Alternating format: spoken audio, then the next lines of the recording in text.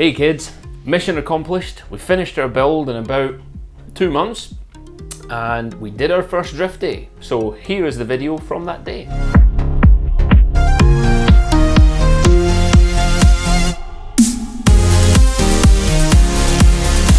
First drift day, the most important thing is coffee and hot dogs for breakfast. It's 7 AM and we're leaving now because the drift track is like 2 hours away.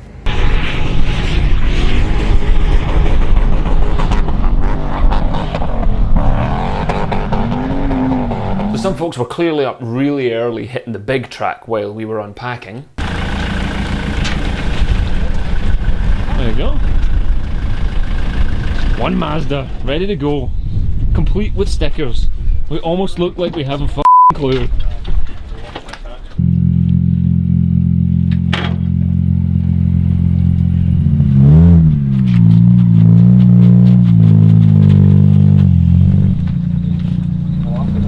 So we're doing passenger rides today. Very important. Who's your friend? It's Moira. Moira.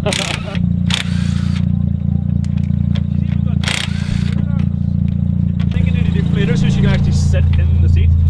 I think she's alright, she's stiff. Big Dave finally got the chance to rev the shit out of that exhaust. Look at his happy wee face.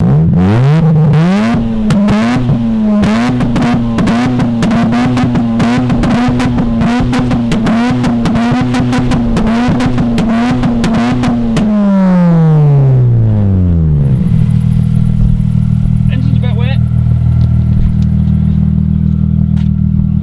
Yeah, this was me. I smashed the windscreen. There's one more very essential thing that we need for the car.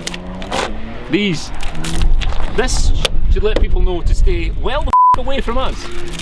Let me just attach this to our high-end. That's the carbon fibre. So it won't work in the bonnet either. That's aluminium. Aluminium. Try a wing. Door. Wing. There we go. That's going to slide right off of there. Yes. Pink duct tape. Perfect. I think we're ready. Come here, bitch. Oh, she's nice. She's got beautiful skin. Where did you meet? Strap in, bitch. It's about to get rough. I like it rough. Just hold her legs closed while you strap her in. There we go. She's good. She's good. So the first plan was to play it safe and take the car on a couple of grip laps before we got started, which we did, and we successfully warmed up the car to make sure it was working reasonably well. But as you'll see, we also warmed up all of our engine management lights. Well, the first thing we've learned is that you need your battery to be secured to something so that it doesn't fly out in the event of a crash.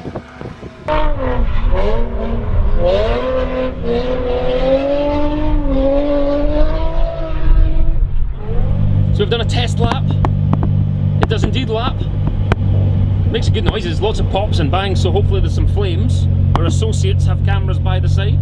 Perhaps they'll capture some of that. We're just going to see if we can take it round drifted next. Engine management are on permanently. So we've got traction control light, engine management light, fuel light, a bird cage, and generally cars in good health. Don't believe the lights. It's a noise bearing. His gearbox is a lot noiser than the started. That release bearing is on its way out. Well, that would mean you would win the bet then. You said clutch. You said clutch and gearbox.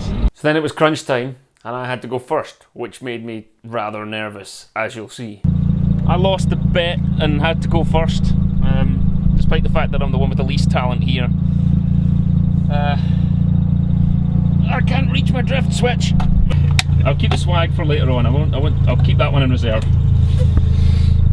Oh God. Any last words? It's been fun. Thanks for the build, Dave. That's about it. Let's see how this is done.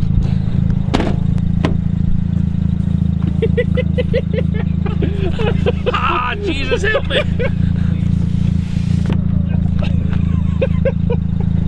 So this is it. My first attempt to slide a rear-wheel drive car.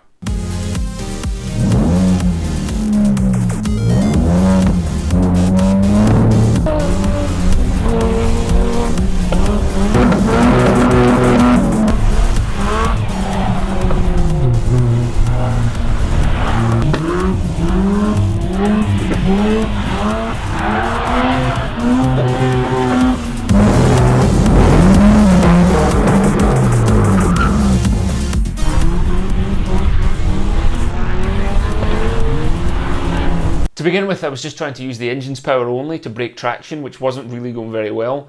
And I'm not sure whether it was the crappy tyres or the torrential rain, but there was just so much understeer and so much spinning as well. A lot of spinning and a lot of excuses as well, actually.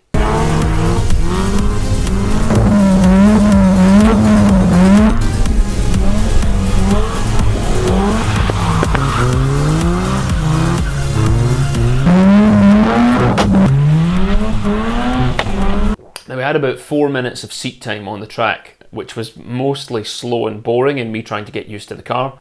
And after that, the queue to get back on the track was 20 deep. I have a feeling more people turned up because it was raining, so they didn't use as many tyres to do a drift day. But we weren't prepared to wait in a queue of 20 people, so we hit the big boy track.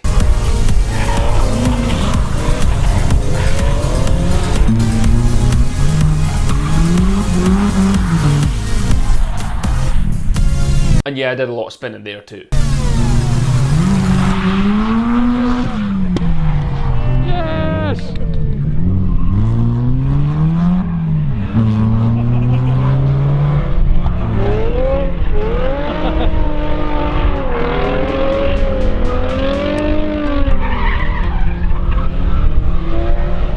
In fact, I also span off and ploughed into a field. Well, we've collected some grass, having had our first off. Sadly, the cameras weren't running, so no one caught it.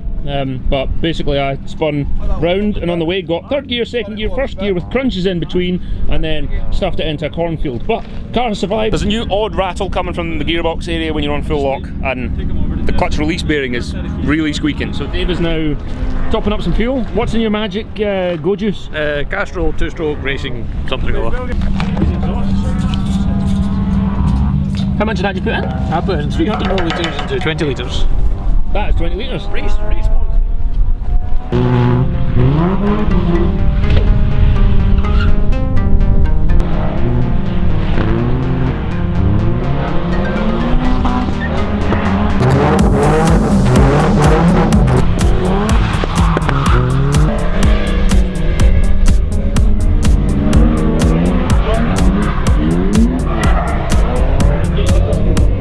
I did have a bit of a breakthrough when I took Paul, young Paul, out with me. Now he's from Ireland. No, proper Ireland. Yeah, so he knows what to do, and he told me about clutch kicks. And after that, I figured it was just some seat time I needed, just a bit of practice to get a feel for the car. But then I broke it. That's weird. Yeah. I didn't realise that one.